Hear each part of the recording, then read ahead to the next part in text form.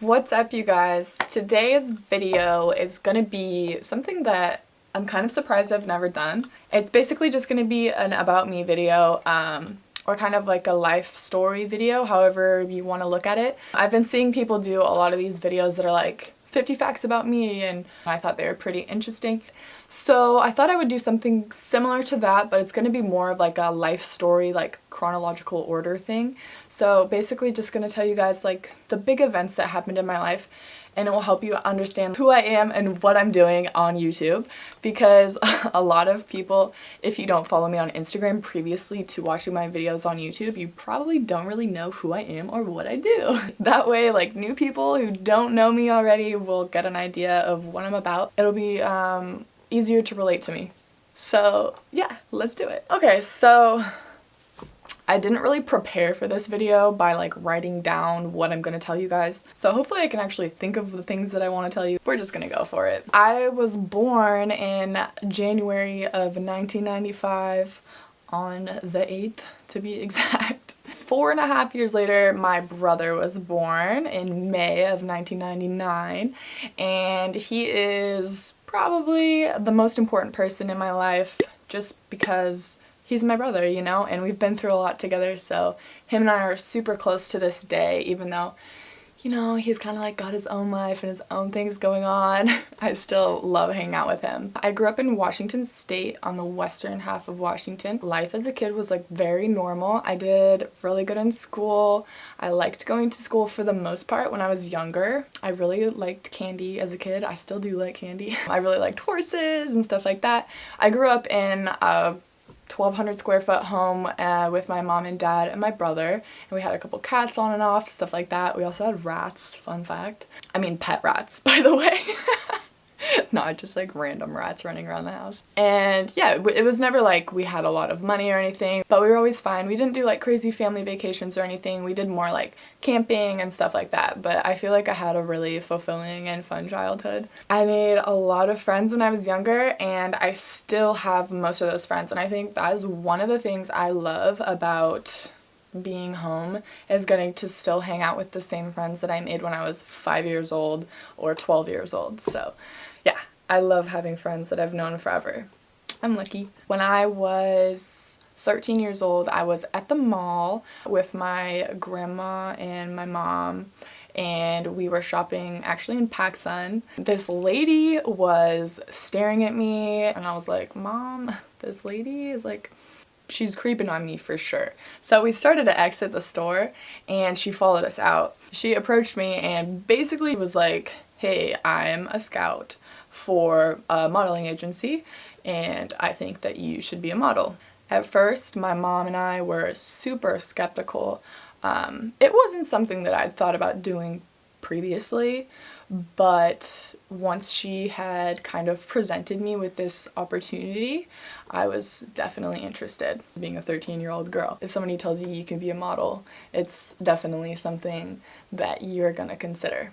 I mean, most girls, not all girls, but I was one of those girls who was like, yeah, that sounds kind of cool. It took a lot of persuasion for my dad to allow me to start modeling, which, looking back on it, I can 100% see it from his point of view now, and I get why he was so nervous. But at the time, I was like, Dad, come on, let me just do it. Eventually, right after I turned 14, I did my first test shoot, and those photos got me signed with Elite in New York. After that, I went to New York, and I did some more test shoots and stuff like that, met the agents, blah, blah, blah. Then they sent me to Tokyo. So I was 14 years old when I did my first paid jobs in Tokyo. My mom and my grandma took turns in Tokyo with me so that I wasn't by myself. Overall, I really liked the experience. I got really homesick and I really missed my friends, so I was really excited to go home. But I thought it was pretty cool that I could make money doing what I was doing. After that, you know, I modeled on and off in New York, in LA, and then I started in Seattle also so that I could be home a little bit more. Yeah, that was just kind of my life for a while. I would just model when I could, and I was going to school, still trying to do decent in school, but modeling was definitely a priority for me because it was making me money, you know? So I was doing that for a few years. When I was 16 years old, my parents got a divorce, and that was definitely one of the most devastating things that's happened to me in my life, and I think a lot of people that have divorced parents would probably say the same thing, especially at the age that my brother and I were. I was 16, so my brother was 12. It was just really shitty, you know? It just sucked. But one thing I will say is that it brought my brother and I really close because we had to get through that together. What ended up happening is my dad stayed up in the house that we grew up in, and my mom moved to a house that's very nearby. Right after that, or kind of in the middle of that, because it was a really long, drawn-out process, I got the opportunity to go to Tokyo again, and I took it, which meant that I had to be in online school. And I was totally willing to do it. So I enrolled in online classes and I went to Tokyo, and the earthquake happened. So I believe it was 2012, but I might be mistaken, so if I am, I'll correct myself. The huge 9.8 or whatever magnitude earthquake happened, and it was really, really devastating. I was obviously in Tokyo, so I was far enough away that I was safe, but you know, everybody was really worried about the radiation. So my family was freaking out because I was there on my own at this point. They were like, oh my god, you need to get home right now. It took a couple of days, but I was able to get back home pretty quickly. And I was back home for maybe 6 weeks, and then I went straight back because I really wanted to finish my time in Tokyo. It was a kind of like unfinished business. So I went back and I did the whole thing. I had a great time, got a little homesick again, but you know, it was fine. But all of this meant that I did not complete my online classes, which, I mean, I was 16 in Tokyo. Like, can you really blame me? Dad, I understand why you are worried. After those 2 trips to Tokyo, I was like feeling very deprived of my childhood, and I really wanted to go back to regular high school. And so that's what I did. I enrolled back in my public high school with all of my friends. It was my junior year, but obviously I had a whole semester of credits to catch up on, so I was busting my ass basically. But after 1 semester at my junior year, I was like, peace. So I got my GED and I left high school. I just modeled after that. So I would model a lot in Seattle. I went to LA for like few months at a time. I would drive my car down there and just work for a few months and then come back when I got sick of it, basically. Sometimes I'd fly to New York, you know, I'd have overseas jobs here and there, and that was pretty much what I did. I enjoyed it for the most part, but you know, I feel like just as every other job, and especially as models do, we kind of get sick of it after a while if things aren't going well, especially. Most of my life has definitely revolved around modeling. When I was 20, so 2 years ago, I quit modeling. I had gone to New York and just had a bad experience. I wasn't making enough money for it to be worth it. I missed my family and blah blah blah. So I came home and I was pretty broke, and so I got a job at a restaurant. After like 6 years of modeling, I got a regular job, and I hated it. I was like, what am I doing? Like, I had the opportunity to travel the world and meet amazing people, and I just quit.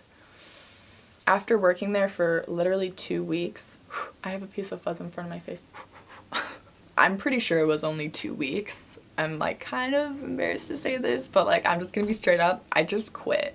I kind of left. I went to Hawaii. My grandma has a place there, and I built up my book a little bit more with the help of one of my friends, and I presented the images to LA models in LA, and I had been with them previously. That's a huge long story. I don't even know, but like I could talk about that in a whole nother video. Anyways, they were like, yep, we will sign you again, and so I moved back to LA. This time I like really moved there, and I moved there with my roommate Megan, who has been in a lot of my videos. We got an apartment together, and that was kind of crazy because we had actually met years before that in the model apartment, and then it just so happened that we both needed a roommate at the same time, and it just worked out really well.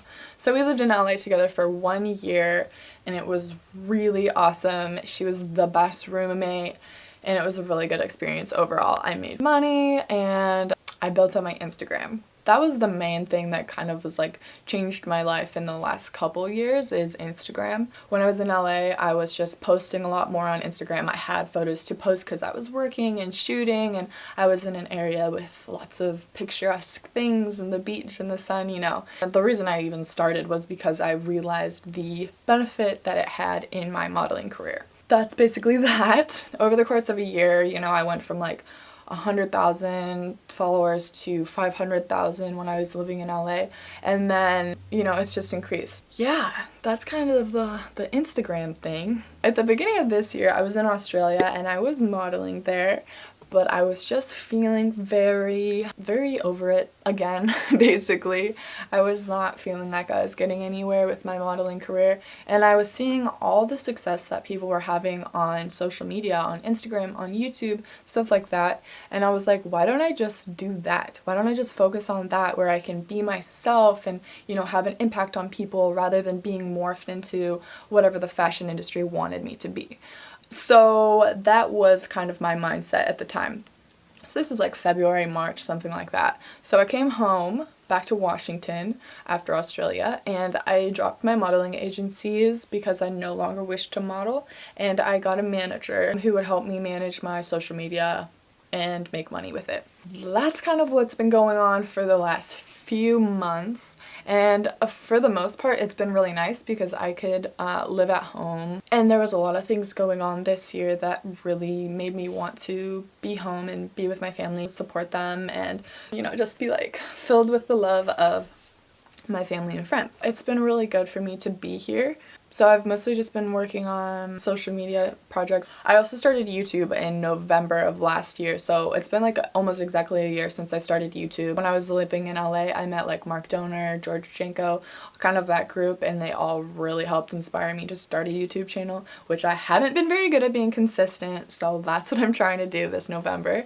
But anyways, that's kind of the last few months of my life have been more revolved around social media, and I've taken a step back from modeling. However, in the last 2 or so months, it's been brought to my attention that modeling can still be really beneficial for me if I'm willing to get back into it. I think I will make a video on my experiences, particularly with modeling, just because I think that could be interesting for you guys. And I think it's a good story because it has a lot to do with perseverance and not giving up.